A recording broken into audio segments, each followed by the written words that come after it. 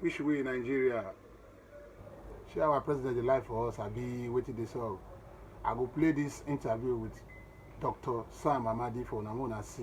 When I hear from herself. Also, this our Labour Party spokesman where we say even the help us on Labour Party now. Kenneth Okoko. I don't know why the guy, I don't understand. When I listen, what did the guy talk shy? I don't know whether the guy they pull out or what did they happen. And I'm a good guy, the guy grammar at times they make me they feel alright. Which way in Nigeria? Thank you guys for your time. Just comment, like, maybe share around. Maybe they see say we try for our own part. Well, thank you very much for having me. Again, I think there are three issues I would like to focus on here. First is that we don't expect a high presidential speech of such critical importance addressing the nation as a way of ending national protests, that we will have basic facts of presidential action being disputed. So we now have what looks like a presidential lie, and that's not a good moment for the president to lie, not just about recollection of facts. I was in Oyo or I was in Owerri on 12th of September. Well, it didn't go there. Those are minor, or maybe an expression of opinion or self-description for purpose of political capital that didn't turn out to be true. That speaks to the president's maybe honesty. But this is about intervention, huge intervention that the president claimed to have made as part of addressing the hunger and the challenges that provoked this national protest. So to have it in the presidential speech speaks to a mindset of, one can say, fraud. I mean, whether the presidential speechwriters themselves who embedded that fact and shaped it to be like, look, Mr. President has actually been responding to these concerns by advancing this amount of money for states to deal with the outcome of these policies we're making. So in a sense, the president kind of rebuts the presumption against him that say, look, this is evidence. I've been doing what you tell me to do. And again, push back to the states. The states have failed to deliver these palliatives. If they have done so, maybe the hunger question would have been less, and the problem would not.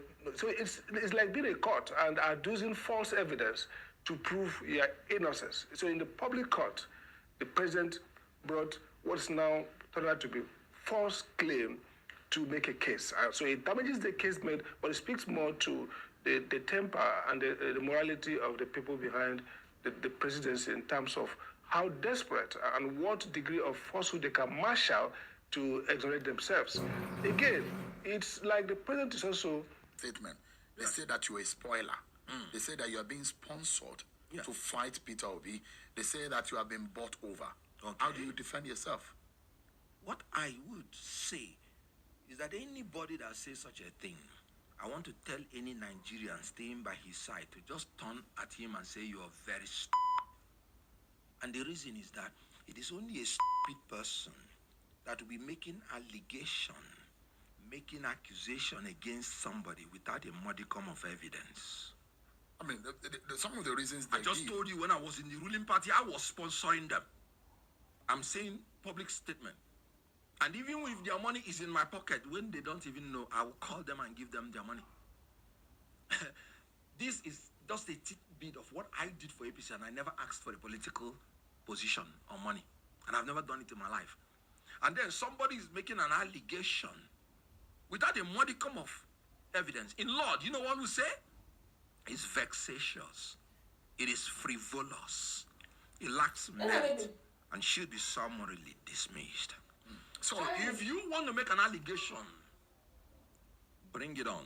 Bring your evidence. You don't think that so if your you don't position... have your evidence, what I am saying is, you don't turn think... to that person. If you hear Kenneth Okonkwo, turn to the person and say you're very You don't think that your position is going to jeopardize yes. the chances of Peter Obi going forward? How possible? When I no longer speak. When you disown him. I did not disown him. You say you will not speak for him again. You How say you don't believe in his perspective of handling some things. Yes, I say we differ in temperament. We differ fundamentally. I told you that Peter Obi is too sweet, or wants to appear to be too sweet. And you know what? In my own opinion, they will lick you up if you put honey in somebody's mouth. When it comes to me, They will say, oh, wow, this guy is a cute guy. And of course, I'm a cute guy. Give it to me. But whenever anybody says that, you know what they say? People that have been with me, when they say it, they will come and say, Bets. This guy is a cute guy. Bets. I spent almost 30 years in Nollywood. I never caused trouble against anybody for once. But they will tell you that there is nobody that has caused any trouble against me that got away with it. I will come after you. You have, okay, just talking about what you wrote. I saw one guy, one Obiora. Obiora, you know what we call him in Labour Party? And he does not even know. Obiora the dullard. One person purporting to be the publicity secretary. As the publicity secretary, how many times has he gone to stations to defend Labour Party? When our Papa group was chasing them out, that same Obiora and Abure will call me wherever I am in the whole world to come and defend Labour Party and defend them in television stations. The same Obiora, the dullard, will go to his Labour Party space and Kenneth Kongo is a mole. Hey, Kenneth Kongo is hey, good riddance. Do you know the dullard did not even read my statement? Is it fair to refer to him as a dullard in the public space? He's empty nuts. I'll tell you what happened one day. We were in the presidential legal team. He wore his monkey jacket suit. I went and started where P2B was sitting. After the day something, they called him, man, what is the minutes of what you did? He didn't write anything. P2B warned them. I don't want to see this kind of person around me. When the last time he was sending messages to me, you know what happened? When I read his bad English and all those things, I warned him, please, don't send messages to me, and I had to block him. I'm telling you the truth. And look at the idiot. Just go and read what he wrote. Kenneth is a mole. He left Labour Party. In my statement, I never mentioned anywhere that I left Labour Party. He's an Obiora the dullard. Now, look at one Obaze that I used to respect. Look at what he wrote. Hey, Kenneth's going, he's going to greener pasture. I wish him well. P2B, he got his popularity in movie. He got political relevance from P2B. Baltadash, let him go and practice his mischievous diplomacy to men of greater gullibility. So what Now, let me tell you about that statement. He said, I got political relevance from P2B. That's an insult and an assault to the power of celebrity. Let me take you to the United States.